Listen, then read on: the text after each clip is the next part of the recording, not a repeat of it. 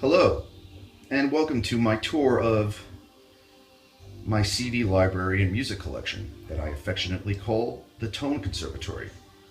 Come with me as we proceed down the stairs.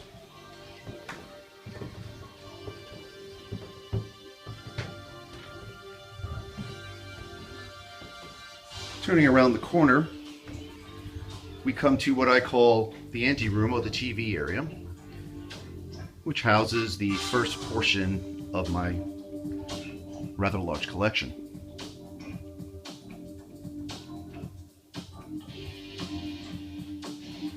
Panning left, and directly in front, you will see the first 3 or 4 sections comprise the jazz and related subgenres of the library. That includes jazz and subgenres such as bop, post-bop, hard bop, avant-garde, free, fusion, jazz rock, etc., etc. I do love many different aspects of jazz. I do prefer fusion and jazz rock and have a fairly extensive collection in that area. As we proceed forward, you can see the 3 middle sections comprise rock and its various subgenres: prog, avant rock, punk, new wave, synth pop, pop, soul, so on and so forth. Below is a soundtrack section, as well as a stand-up comedy section and a small world music section.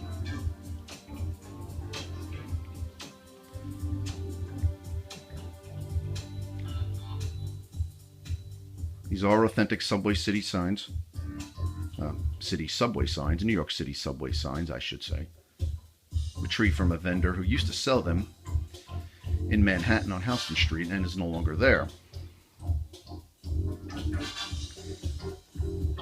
Panning closer underneath the television, this cabinet holds a number of large and hard to store box sets, including the King Crimson boxes, Pink Floyd, the Beatles, various jazz, and various rock and pop boxes. You will see Bill Nelson, Aha, Anthony Phillips, Rush, Led Zeppelin, and many others.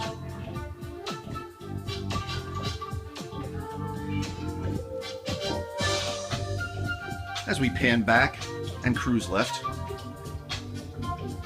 we'll again see the addition here to the library. This was a recent addition that was installed and filled this year. The ever-expanding library. Here in the corner, these 2 sections comprise compact discs of electronic and experimental music yet to be listened to. Again, a collection that expands. It does not contract very often. Here is the entranceway to the main area of the Tone Conservatory, which houses the electronic and experimental sides of my collection, by far the largest section of the library.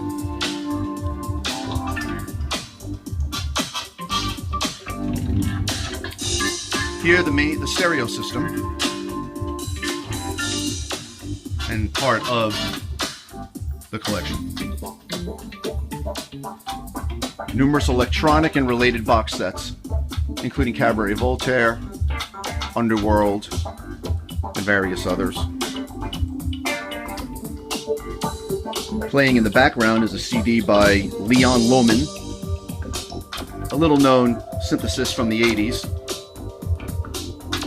a number of whose recordings have been recently reissued on LP, which unfortunately holds no interest for me as I collect CDs only, as you can see.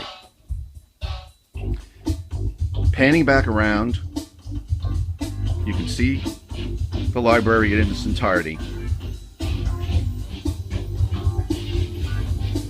And here's a full view of it.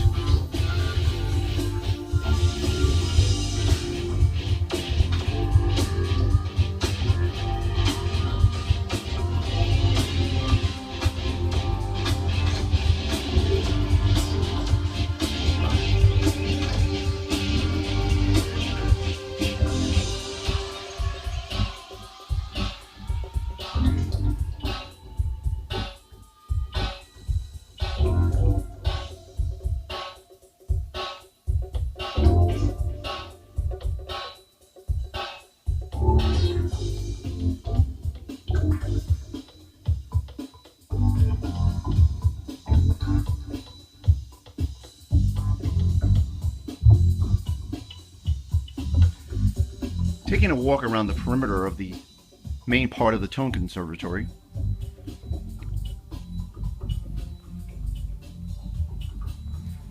we come upon a glass case where is stored,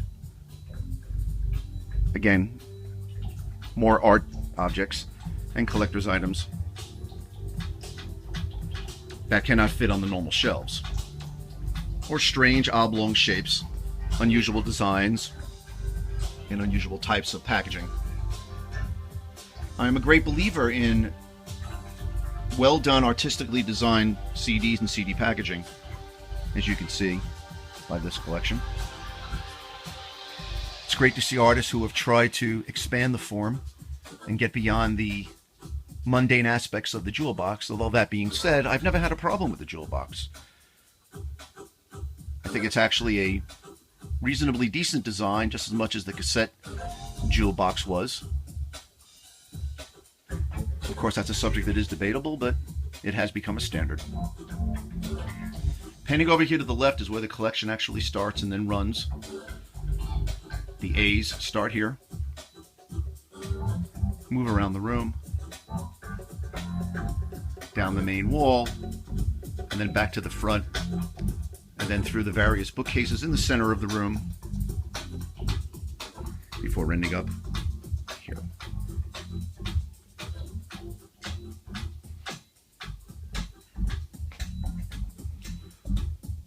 And now from the rear of the library, a panoramic view.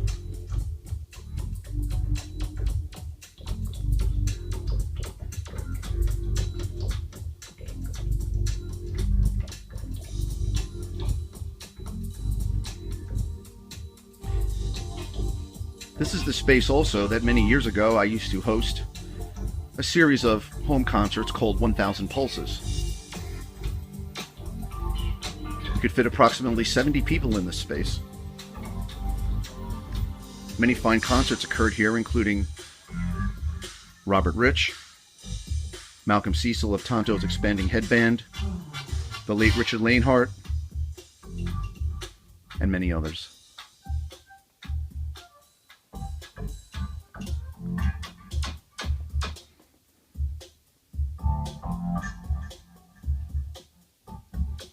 Beautiful electronic music. That poster came from the Expanding Records label, a great British label that is unfortunately defunct, run by Ben Edwards. And that pretty much epitomizes my feeling about a musical form that I have spent most of my adult life listening to, writing about, and collecting.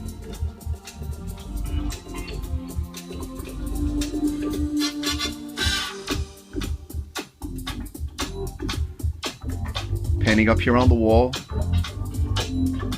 are 3 covers of a magazine I used to edit and publish called EI, which was the successor to the original magazine IE, published in the 90s.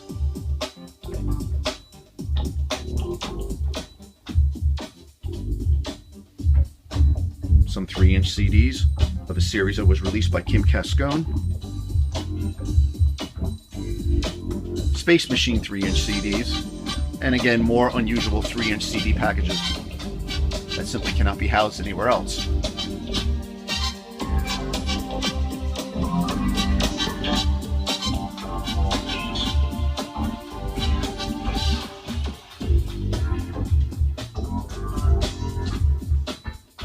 There you have it. My CD library. A library that has taken most of a lifetime to compile and house. Could it be twice this size? It could. It probably won't.